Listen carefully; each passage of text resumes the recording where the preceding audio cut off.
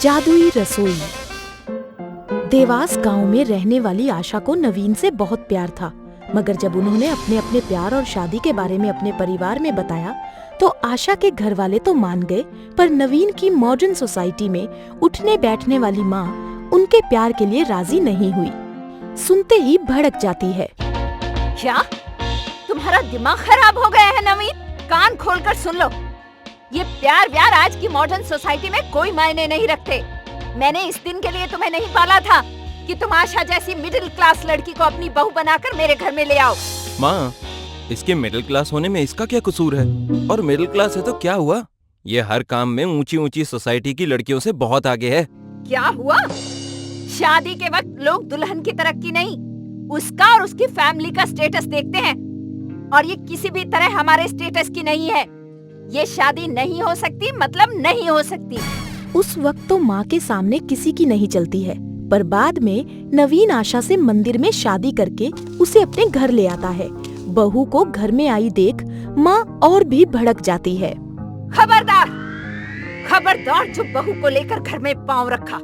अब तो पांव रख दिए हैं बिमला, छोड़ दो, माफ कर दो उन्हें। आखिर वो हमारे बेटे की पसंद है। नहीं, मैं इसे कभी माफ नहीं कर सकती। ये इस घर में नहीं आएगी, मतलब नहीं आएगी। निकल जाओ यहाँ से। ये क्या कह रही हो मम्मी? भाभी बालिग है और शादी करके आई हैं। अगर ज्यादा जोर जबरदस्ती की तो पुलिस केस भी हो सकता है। हमारे परिवार की इज्जत ही नहीं, आप भी जेल जा सकती हैं मम्मी। तो क्या करूं?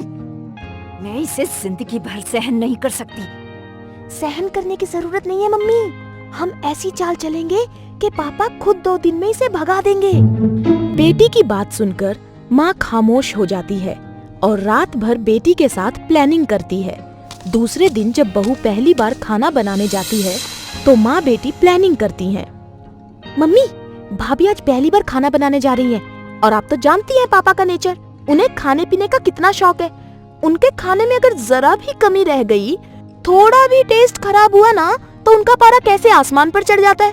हाँ, जब हमारी नई नई शादी हुई थी तब मेरे खाने में स्वाद न आने पर हमारा तलाक होते होते बचा था। बस तो भाभी के खाने में भी मीन मेख निकालकर पापा की नजर में ऐसा गिराएंगे कि वो खुद ही उन्हें घर से निकाल देंगे। हाँ, सही कहा। या बेटे से कहेंगे उसे तलाक दे दे, और ना देने पर भैया को भी उसके साथ घर से निकाल देंगे। ये देखो मम्मी, ये शक्कर का पाउडर है, इसे नमक के डब्बे में डाल दो। भाभी इसे नमक समझकर दाल सब्जी में डाल देंगी और फिर और सास जाकर नमक के डब्बे में पिसी हुई शक्कर डाल देती है। बहू उसे नमक समझकर दाल और सब्जी में डाल देती है। सब्जी खाते ही ससुर भड़क जाता है। बहू, ये कैसा खाना बनाया है?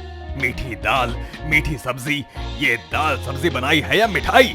नमक डालने की जगह शक्कर भर दी है। नहीं पापा जी, मैंने तो नमक ही डाला था, वो भी गिन के चम्मच। तो क्या इसमें शक्कर मैंने भरा है? मेरी बहुत बड़ी गलती थी कि मैंने मेरी बीवी की मर्जी के खिलाफ तुम्हारा साथ दिया। मम्मी ने तो पहले ही कहा था, ये मिडिल क्लास लड़कियों को आता जाता कुछ नहीं, बस हाई सोसाइटी के सपने देखती हैं ये। वही तो। क्यों जी, बरसों पहले मुझसे ऐसी गलती हुई थी, तब तो मुझे तलाक दे रहे थे। इसे कोई सजा नहीं दोगे? नहीं नहीं पापा जी, मुझे माफ कर दीजिए। अभी अभी घर में आई हूँ, शायद डब्बे पहचान नहीं पाई कि कौन से डब्बे में नमक रहता है और कौन से में शक्कर। अरे लेकिन।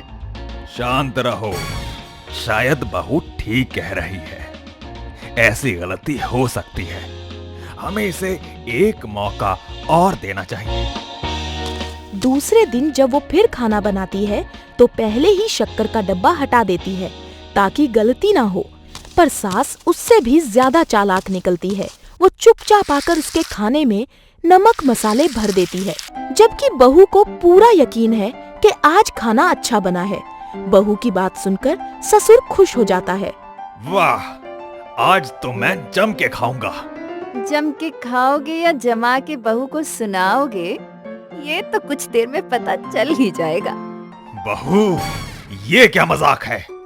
कल खाने में शक्कर ही शक्कर, आज नमक ही नमक, मसाले ही मसाले। ऐसा लगता है नमक मसाले के घोल में थोड़ी सी सब्जी टपका दी है। नहीं पापा जी, आज तो मैंने नमक मसाले स्वादानुसार डाले थे। ऐसा स्वाद? लो खाओ, तुम ही खाओ। बिमला, इसे खिलाओ।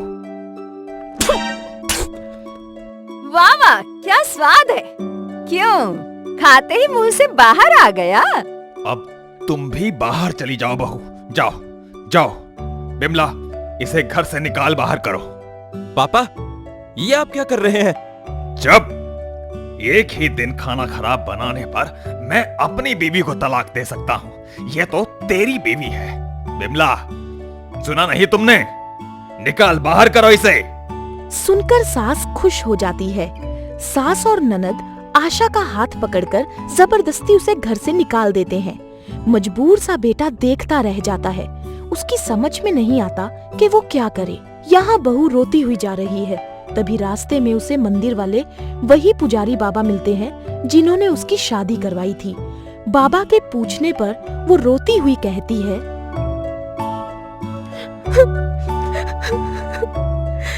बाबा, आपने सदा सुखी रहो का आशीर्वाद दिया था, पर मैं तो एक दिन भी सुखी नहीं रह पाई। क्यों? क्या हुआ बेटी? मैंने पूरी मेहनत से स्वादिष्ट खाना बनाया था बाबा, पर कल के खाने में नमक ही नमक और मसाला ही मसाला आ गया। समझ नहीं आ रहा कि इतनी बुरी किस्मत क्यों लिखवा कर लाई हूँ मैं।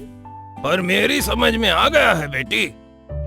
ये लो बेटी, ये मेरी बरसों की तपस्या पर जलाई धूप दीप की भभूत है। इसे ले जाकर अपनी रसोई में छिड़क देना। इसके बाद तुम उस रसोई में जब भी जो भी खाना बनाओगी, उसका स्वाद अपने आप अच्छा और स्वादिष्ट हो जाएगा।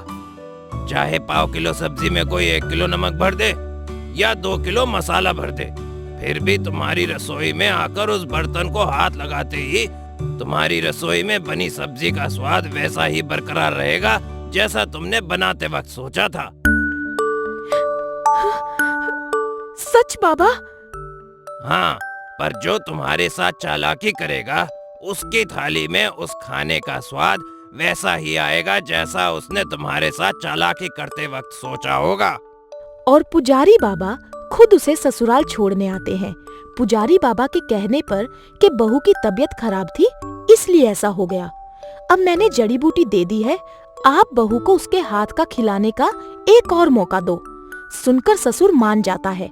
दूसरे दिन बहू खाना बना रही होती है और एक पल के लिए रसोई से बाहर जाती है कि तभी सास आकर खाने में मसाला, मिर्च और नमक किलो के हिसाब से डाल देती है। आज तो तुझे कोई नहीं बचा सकता, ना तेरा पति, ना वो पुजारी बाबा और ना भगवान। खाना तैयार है माँ बाबूजी।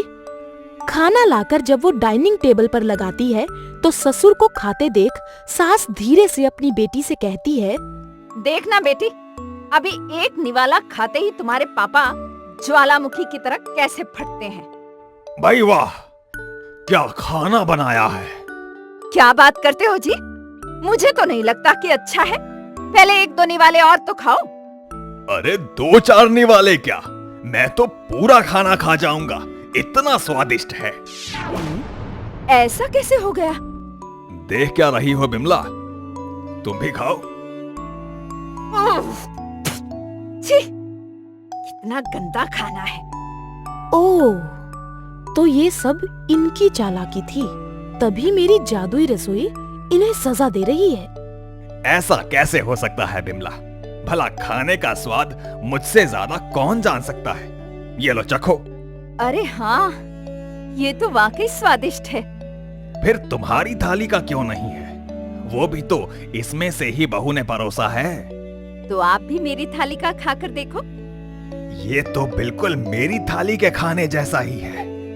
मैंने पहले ही कहा था, अब चुपचाप खाओ, वरना इतने स्वादिष्ट अन्न का अपमान करने के जुर्म में कल बहू की तरह आज तुम्हें इस घर से निकाल दूंगा।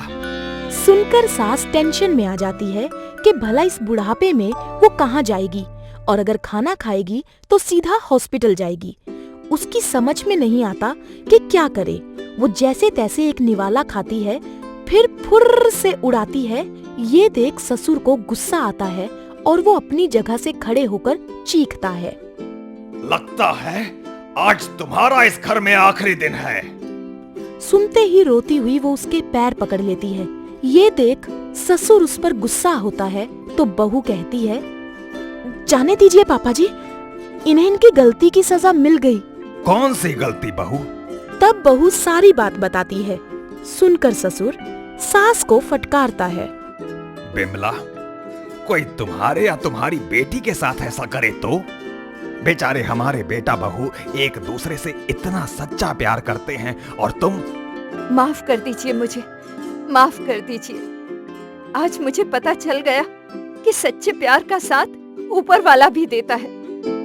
आज के बाद मैं इसे अपनी बहू नहीं, बेटी बना कर रखूंगी।